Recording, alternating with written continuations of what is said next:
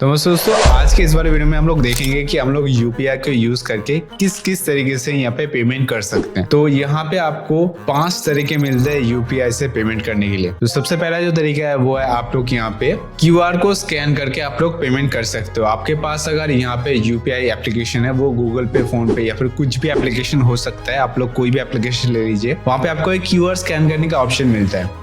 तो ये क्यूआर आपको आपके किसी भी दुकान पे जाओगे या फिर किसी भी ऑनलाइन वेबसाइट पे जाओगे तो वहाँ पे भी आपको दिख जाएगा, और इस क्यूआर को स्कैन करके आप लोग यहाँ पे अपना जो पेमेंट है यहाँ पे कर सकते हो। कई बार ऐसा होता है जब आप लोग ऑनलाइन पेमेंट करते हो तो वहाँ पे जो क्यूआर होता है वहाँ पे अमाउंट फिक्स रहता है, तो वो ऑटोमेटिकली ले लेता है। और अगर आप लोग किसी फिजिकल दुकान पे जाते हो, वहाँ पे जो क्यूआर होता है उसको स्कैन करने के बाद आपको आपका अमाउंट जो है वो डालना पड़ता है। तो ये डालने के बाद आपको आपका जो यूपीआई पिन है वो डालने के बाद आपका जो पेमेंट है यहाँ पे कंप्लीट हो जाता है। दूसरा तरीका है आप लोग यहाँ पे मोबाइल नंबर को यूज करके आप लोग पेमेंट कर सकते हो। अगर आपने आपका जो मोबाइल नंबर है वो यहाँ पे अपने यूपीआई आईडी के साथ लिंक करके रखा हुआ है, जो कि मैक्सिमम लोगों का ऑटोमेटिक हो जाता है, क्योंकि जो एप्लीकेशन वगैरह होती है फोन पे, गूगल पे, वो क्या करते हैं ऑटोमेटिकली आपका जो नंबर है वो आपके यूपीआई आईडी के साथ लिंक कर देती है। तो उस नंबर को आप लोग यहाँ पे टाइप करके वेरीफाई पे क्लिक कीजिएगा तो आपको उस व्यक्ति का नाम दिख जाएगा, और नाम दिखने के बाद आपको नीचे अमाउंट डालने का ऑप्शन आएगा। तो अमाउंट डाल के आप लोग अपना जो यूपीआई पिन है उसको डाल के अपना जो पेमेंट है उसको कर सकते हैं। तीसरा जो तरीका वो है यूपीआई आईडी के थ्रू पेमेंट करना, या फिर वर्चुअल पेमेंट एड्रेस,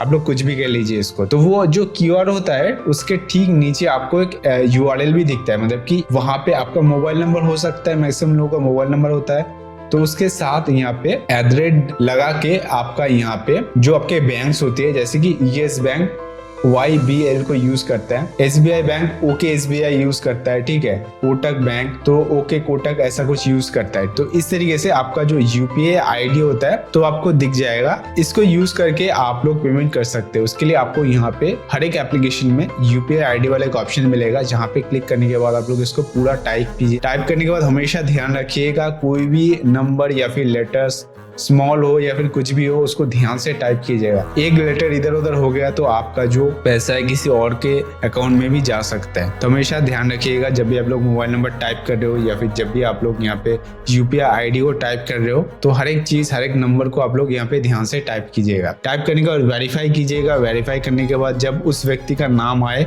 तो उससे पूछ लीजिएगा, दुकानदार हो या फिर कोई भी हो, वहाँ पे आप लोग पूछिएगा कि आपको ये जो नाम है क्या आपका है। अगर वो कहता है कि हाँ यही मेरा नाम है, तो उसके बाद ही आप लोग उस पेमेंट को कीजिएगा। यहाँ पे भी सेम प्रोसेस है, अमाउंट डालिए, यूपीआई पिन डालिए और आपका पेमेंट डन। चौथा है आप लोग यहाँ पे क्रेडिट कार्ड को अपने अकाउंट के साथ यहाँ पे अटैच कर सकते हो और उसको यूज करके पेमेंट कर सकते हो। हर एक एप्लीकेशन में यहाँ पे गूगल पे, फोन पे, पेटीएम जो भी हो, वहाँ पे आपको जब आप लोग बैंक अकाउंट ऐड करने का जो ऑप्शन होता है वहाँ पे जाओगे तो वहाँ पे आपको क्रेडिट कार्ड ऐड करने का भी ऑप्शन मिलता है। यहाँ पे शर्त एक ही है कि आपका जो क्रेडिट कार्ड है वो रुपए क्रेडिट कार्ड होना चाहिए।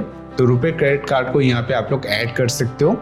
ऐड करने के बाद उस क्रेडिट कार्ड का जो अमाउंट होता है उसको यूज करके आप लोग किसी भी जगह पे जाके क्यूआर स्कैन करके या फिर यूपीआई आईडी से आप लोग पेमेंट कर सकते हो। और आखिर में एक आपको मैं यहाँ पे बताना चाहूंगा, यहाँ पे एक रिक्वेस्ट करने का भी सिस्टम है। तो रिक्वेस्ट का सिस्टम क्या है कि आपके यहाँ पे हर एक यूपीआई आईडी पे एक रिक्वेस्ट करने का ऑप्शन यहाँ पे दिया जाता है कि आप लोग अगर किसी बंदे से पैसे अगर मांगना चाहते हो तो उसको रिक्वेस्ट भेज सकते हो।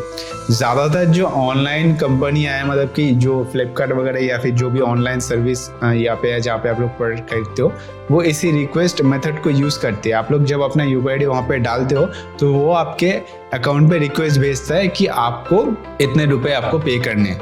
तो वो आप लोग क्या करते हो, जब अपना यूपीआई पिन डाल देते हो तो वो पेमेंट जो है वहाँ पे कंप्लीट हो जाता है। तो इसी रिक्वेस्ट ऑप्शन की मदद से भी यहाँ पे पेमेंट को भेजा जा सकता है, पर इसको यूज करके बहुत सारे लोग यहाँ पे स्कैम वगैरह भी करते हैं, ठीक है। तो ध्यान रखिएगा ये जो रिक्वेस्ट वाला ऑप्शन है, जब सामने से आपका कोई दोस्त या फिर कोई व्यक्ति आपको रिक्वेस्ट भेज रहा है तो उसको एक बार वेरीफाई कर लीजिएगा, उसके बाद ही उस रिक्वेस्ट को एक्सेप्ट कीजिएगा या फिर उसका पेमेंट जो है उसको यहाँ पे कीजिएगा। तो बस आज के लिए वीडियो यहीं पर खत्म करते हैं। तो अगर आपको यूपीआई से रिलेटेड कुछ भी और डाउट हो या फिर कुछ और जानना हो या फिर आप लोग अपना कोई एक्सपीरियंस शेयर करना चाहते हो तो आप लोग यूट्यूब के नीचे जरूर से कमेंट कीजिएगा और इस वीडियो को जरूर से शेयर कीजिएगा उन लोगों के साथ जिनको इसके बारे में पता नहीं है या फिर जो लोग इसको जानना चाहते हैं, ताकि यूपीआई से रिलेटेड जो